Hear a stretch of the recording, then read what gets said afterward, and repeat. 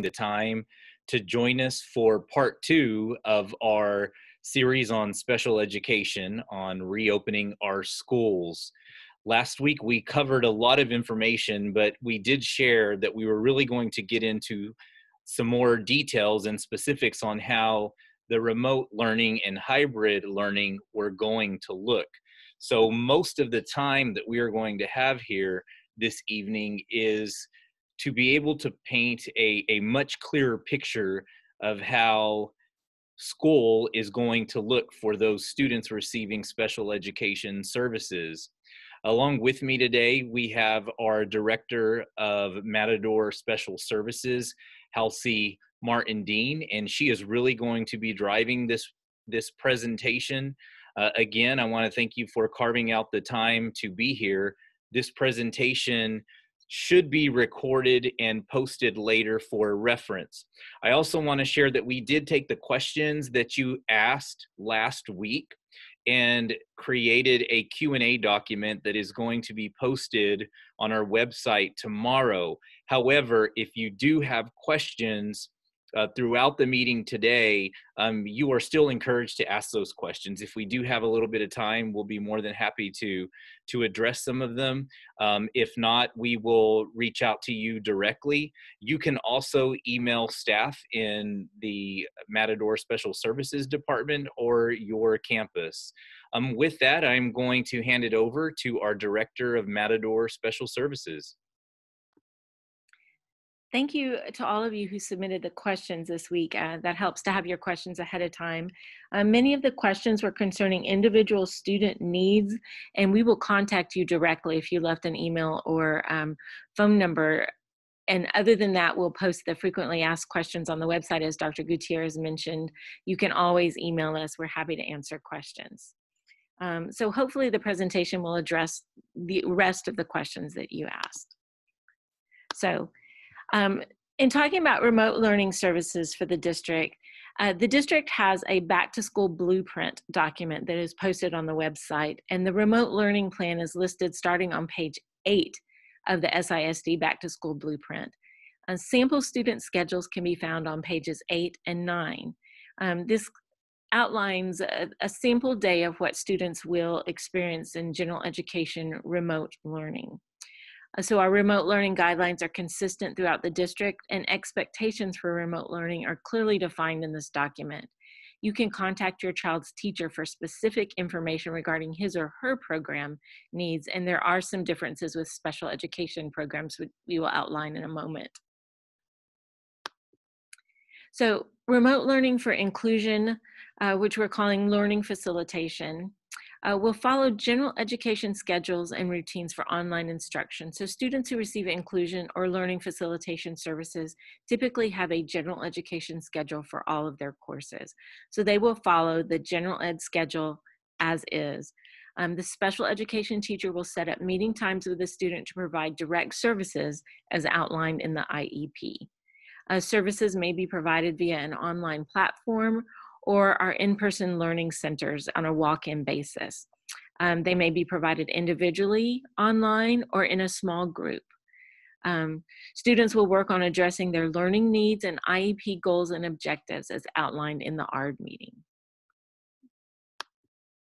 For resource classes, the special education teacher will provide the direct services to the student in a group setting via an online platform or an in-person learning center. So typically the resource class is on the student's schedule, and if during the school day, if we were face-to-face, they would attend that class as a distinct class period. It would be no different in remote learning. They would have the class with their teacher providing services either via Seesaw or the Google Classroom. The students will follow the learning schedule according to the campus plan, and the student will work on their course and their IEP goals and objectives in the resource class as usual. The resource teacher provides all grades and instructions for the student in a resource setting. For essential academics, the essential academics teacher will provide all instructional activities. The teacher will assist the family in setting up a daily learning schedule that is individualized to each student needs. The teacher will provide a family with a weekly box of manipulatives and activities that correspond to the student's daily schedule and learning goals. We use the unique learning curriculum, so we will have activities and materials available to families to utilize at the start of each week. Synchronous learning opportunities will be provided. And by that, I mean there'll be opportunities to interact with other students in the classroom as well. For example, we might do a whole group morning meeting where the students online can watch the students in the classroom and participate via the online platform in the same activity at the same time. Students can see and participate with their peers during the week. It's very important that we keep up activities where students interact as peers. So we want to provide those synchronous learning activities where everybody can still see each other and meet together for some learning activities. So what if I'm able as a parent to be there or have someone support there so that my child can engage in those synchronous components, but on Thursday and Friday, I'm not going to be able to help my child be engaged in the synchronous component. How can my child make up for that opportunity if they miss out because they can't be logged in at that specific time? Great question, Dr. Gutierrez. We can record the morning meetings as synchronous activities so the student can watch it at their own pace at any time and watch it multiple times during the day if they need to. Some students need to repeat instruction so they can have that available. We'll just need to work with your child's teacher to let them know you need that recording available to you. That is not a problem. So it's going to be very important as a parent to communicate with your child's teacher if there are some challenges participating live, so that the teacher knows that they will need to hit record so that they can email that. So another question I have is, let's say I am sending my child and let's say they're essential academics, I'm sending them to face-to-face, but what if that class has to quarantine, or what if there's a district-wide closure? What happens to the learning at that point? Another great question, and we've accounted for that. We will be doing a remote learning contingency plan with every family in the fall, where we discuss exactly what will happen when if the school has to close for direct instruction. So we will have a plan in place. In the event that that does happen, we will know the steps that we will take and the activities that the student will engage in. So we will be contacting families to set up that ARD to discuss remote service contingency plan. Thank you. All right. So I think that covers the essential academics classroom and what that classroom will be doing. Your learning box should contain lots of manipulatives and activities that the student can engage in during the full week, the scope of the week. So remote learning for PLUS and behavioral programs. PLUS is our Positive Learning, Understanding, and Support classroom. It is an inclusive behavioral program. So the students in this program receive all academic instruction remotely from their general education teachers. They follow the general education schedule. The PLUS or behavior teachers will check in with the students during the week to assist with learning or behavioral goals, any other needs the student might have. The PLUS and behavior teachers will conduct social skills groups online with students to meet specific IEP goals and objectives.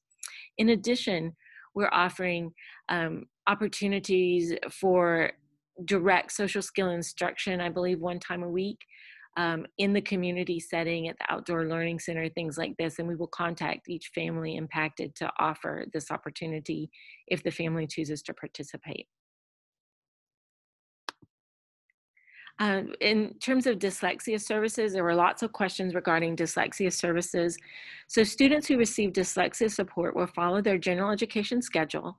Dyslexia is a part of that schedule typically, so the dyslexia teacher will schedule a time for their small group dyslexia instruction online. All accommodations and classroom supports will continue to be fully implemented. Dyslexia services through the Walkin Center will also be available by appointment only. So full remote services for dyslexia will be provided as live lessons and assigned lessons through an online platform. So if a parent has a lot of hesitation and is choosing remote because they worry about the number of people within a school building in the classroom, and their child receives dyslexia services, but they feel comfortable with their child coming in and receiving the walk-in services because it's the teacher and the student, and you're not in a school building surrounded by numerous peers and staff members and just a lot of traffic. A parent can opt for remote but yet still come in to receive their dyslexia services? That is correct, Dr. Gutierrez, and that is exactly why we offer the walk-in services and support. It's a smaller setting, one location that the child will travel to. They will not be in the general mix of students in the population on the campus. They will have the services available either individually or small group. And with Dyslexia Services, a lot of times we offer in a small group setting, but it would be no more than 3 students spaced appropriately apart, where the family can be comfortable with the number of students present and the safety options available. All safety protocols will be followed. We'll discuss that in a little bit, but that's absolutely correct. So as a matter of fact, here we are talking about our walk-in services center on this slide. So walk-in centers will be staffed with special education teachers or instructional assistants or dyslexia teachers, as the case may be. The campus sites are mainly for inclusion, social skills, or resource walk-in academic services. The services will be by appointment only and provided in accordance with the ARD requirements, or if you're dyslexia, your 504 service plan. So in terms of safety for our walk-in services, we're going to ask parents to sign an attestation form every morning that their child is fever-free and no sign of illness, and that they will agree to adhere to wearing the mask and safety equipment. The staff will also sign this form that they are fever-free, COVID-free, and will adhere to safety guidelines. The student work areas will be sanitized between student usage, and small groups will strictly adhere to social distancing requirements and protocols. So for essential academics, the walk-in services will look more like a hybrid model. We will not ask the essential academic students to walk into a learning center. We want them to be able to walk into their typical classroom. Students need to have some familiarity with the program. So we'd like them to be able to walk into their typical room with their teacher and their typical learning environment. So the amount of time that the student walks in for these services will be determined by the ARD committee. All safety protocols will be adopted and adhered to. The goal in providing the hybrid services for essential academics is to reduce the class size, to reduce the number of students that are in a room at one time by providing variable opportunities throughout the day for different students to come in for face-to-face services. In terms of dyslexia, we can also provide the dyslexia support on a walk-in basis, as we discussed. Again, services are provided by appointment only, and they will be provided by the current dyslexia teachers in the district, and services will predominantly be small group. So with going remote, a hybrid model, or face-to-face, are the number of minutes that are needed for a student, does that change because we're in the middle of a pandemic? It might, Dr. Gutierrez. We're going to work very carefully with parents and closely with parents to adhere to their wishes. Most students in essential academics classrooms have 360 minutes a day of services, which is available to parents at all times. But should a parent wish for the child to, say, come in for an hour to get the morning meeting, to get daily activities, and then go home to avoid exposure, to avoid contact with others, that's available too. We're trying to be very respectful of parent wishes and needs for their individual child, recognizing that some students are having difficulty wearing the mask. As mask tolerance increases, student time in the classroom may increase, but we want to be very conscious of working with parents and individual student needs. So the time may change depending on student needs, yes. Okay, thank you for that clarification.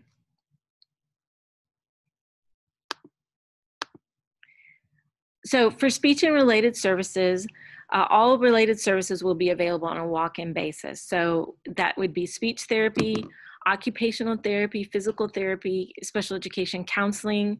We offer vision services to students who have visual impairments, or auditory services to students who have hearing impairments. Again, the need for service and the time will be determined by the student's ARD committee. Services will be provided by appointment only, and all safety protocols will be observed during the service provision. These services will typically be offered at the central office building. We have spaces set up for individual or small group student usage where we can limit interaction with other students and individuals in a very safe manner. So if you call us, we will schedule an appointment. We will have the ARD meetings to determine the amount of time that your child needs, and then we will set your time per week. So the parent will know each Wednesday, for example, at 3 is my speech therapy time, and I will dedicate that time to providing services to my child. So for the Seguin Works Transition Program, which is our program for students that are age 18 and above, students will continue to work on independent vocational and living skills through various modalities. A community instruction will occur on a limited basis as safety permits. Mainly outdoor activities will be looked at for this group. We have perfect weather for outdoor activities. Once it gets a little bit cooler in the fall, I think it'll be very advantageous. But right now they're looking at options to work in the community outdoors. Students can participate in this program via online platforms and independent workstations that simulate transition and vocational activities. Other trainings will continue as they were. We have virtual trainings available. We have Texas workforce trainings 2 times a week, and some students engage in college preparatory classes that will still continue. The transition program will have a daily noon meeting with all students, whether they're face-to-face or remote, to provide that synchronous activity so all students can visit and see each other and engage with each other. Transportation, we ask parents to provide transportation to services whenever possible to promote maximum student safety, but in the event that a parent cannot provide transportation, the students' ARD committee can discuss transportation needs with each family and make arrangements on an individualized basis. So we've had a lot of questions about assessments and referral for assessments.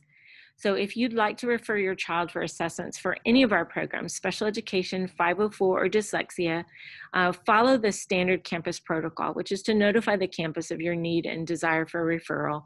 Parents can request a referral for services at any time, and the campus will initiate that referral for you. We have many referrals that were in queue, that were in line starting from last spring. Assessments must be conducted on a face-to-face basis. So many of our assessments we could not conduct during the beginning of the COVID-19 crisis, but we are working to schedule individual appointments for students to work with assessment professionals to complete the assessments as needed. All safety protocols will be observed, and all referrals for assessments from the spring semester will be completed as soon as possible. We're in the process of scheduling appointments. Even now, we've started conducting assessments for students. Assessments must be done on an individualized one-on-one basis. And predominantly, we can conduct them here at the central office building or at the child's campus once school resumes. Pending assessments. We have some students that are pending assessments. Typically, assessments have a very rigid timeline to be completed. The timeline situation was beyond our control in the spring. So for students whose assessments did not get completed within the timeline, we are going to take a look once school resumes at any needed services while assessment is pending and provide an offer to parents to go ahead and start those services while we're awaiting the results of assessment so students do not miss needed assessment. So we will be reviewing the students that are signed up for referrals right now with the campus and contacting parents to develop an interim plan for services while pending assessment results. So, as we said earlier, we're going to be posting the Q&A, the FAQ, frequently asked questions document on the website, which I think addresses many of the questions that we received. And we've included a document online that outlines accommodations that can be used in remote learning situations for parents to review, as well as documents that contain all of the information in this PowerPoint for each program and the options available for these programs so you can review. Please contact anytime. If you have any questions, here's our phone number. If you want to schedule an ARD meeting, or if you just would like to talk with somebody to talk through your options and the available services and supports. You can also contact your child's campus, your child's teacher to get the same information, but we are always happy to talk to parents and work through specific individual situations with parents. What's important to know is that the services that your child or children receive aren't going to come to a standstill. They're going to continue. Is it going to look different than what we're all accustomed to seeing? Yes, in some cases, if you're choosing remote, if you're choosing the walk-in services, it's going to look a little bit different, but the support is going to continue to be there. And what I appreciate from the Matador Special Services team and our teachers are just the thinking out of the box, those innovative ideas to make sure that we continue to meet the needs of our student. As you can tell just through this presentation, there's a lot of variance when it comes to special education services. You've got essential academics, you've got the plus classroom behavior program, you've got the transition program, you've got inclusion, you've got resource. And so every program is very unique and has its own unique set of circumstances. And so if you have specific questions, I do encourage you to ask. The Q&A document that is going to be posted tomorrow really will help address some of the wonderings and a lot of the questions that you all asked last week, and they are divided by category. For example, essential academics, 504 Dyslexia Services. So they are categorized so that it's easy to find and go back and reference. But I also encourage you all, when you're thinking of just the operation side of how we're going to do school, to review the blueprint as well. I know that there's a lot of information out there and it's overwhelming, but I'm thankful that we have teams of people coming together to put this information out there for you all, so that you can understand what the fall is going to look like, but to also help you make an informed decision, because I know many of you on here have still not made the decision whether or not you're going to go for remote or face-to-face. And that's okay. We had a conversation last week that you would make that decision after this opportunity. And I hope that this brings a little bit more clarity. And I know there's still more questions, but it's an important decision. And either way you go, we're going to make every effort to ensure that we are meeting the needs of your student. With that, we do have a few more minutes to be able to answer some live questions if they come in. So at this point, I'm going to open it up for any questions that you might have before we close. And Dr. Gutierrez, I failed to mention one thing. We are also looking at providing a monthly opportunity for our essential academic students who may choose remote learning to engage in some outdoor social skills activities with peers as well. So we'll be contacting families to set those meetings up. Again, small groups, outdoor settings, lots of activities, something fun that the students can look forward to. And that's going to be very important, because the socialization piece is important when we talk about student development and the emotional well-being, the social well-being. And so those opportunities, I think, are really going to set Seguin ISD apart, because our staff has had the forethought to think about that. And that I appreciate too, and creating safe spaces, safe places where kids can come together and have the socialization experience that many of our students have not had since March, because many families have been very careful and not ventured out there for many reasons, and that's going to be very important. But what's going to be extremely important for our parents is to maintain communication with teachers, to let teachers know if there's going to be an issue with connecting, so that our teachers can make sure that they can provide that support. It's just going to be essential. Communication has always been, but it's ever more critical now than before. Any closing remarks, Mrs. Dean?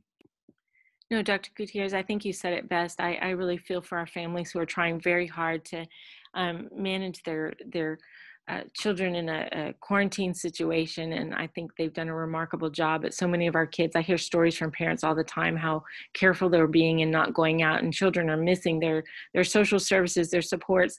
I know one mother talks about her child loves to go to Walmart and he can't go right now, and it's just a hard thing for him to do. So we're looking for ways to incorporate activities for children to get back into some sense of normalcy. So we appreciate working with parents in order to do that. And we appreciate all you've done to keep your children safe. It's all of those activities and interactions that we've just always taken for granted.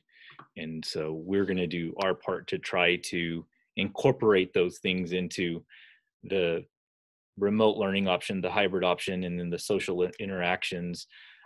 Is it going to be perfect? It's not. We've not done this before. We could come back a week into school and say that something isn't working, so we're going to try something else. And I think that's important to keep in mind. There are a couple questions I'd like to address since we do have a few minutes. One question is, will the hybrid program work similar to Ball, where at Ball you have some students that come in the AM and some students that come in the PM? Yes, Dr. Gutierrez, it can be very similar to that. So it depends. Once we know what students select this option, we can best devise a schedule with families for how that works. But I think a half-day attendance would be an excellent plan if parents would select that. Another question, we were talking about the socialization opportunities. Is that going to be something that's available to EA students? Yes, as I mentioned, we're looking at offering that at least one time a month for students to have a get-together, to be able to interact with peers in a safe environment. We're looking for opportunities in the community to provide a safe way to enable students to get together. So absolutely. And then one last question before we close. Can virtual therapies through Zoom be an option if parents feel that it's best for their child not to go into a face-to-face situation? Absolutely. All virtual services and support are still available to students if the parent selects that. Virtual speech therapy, virtual related services are still an option.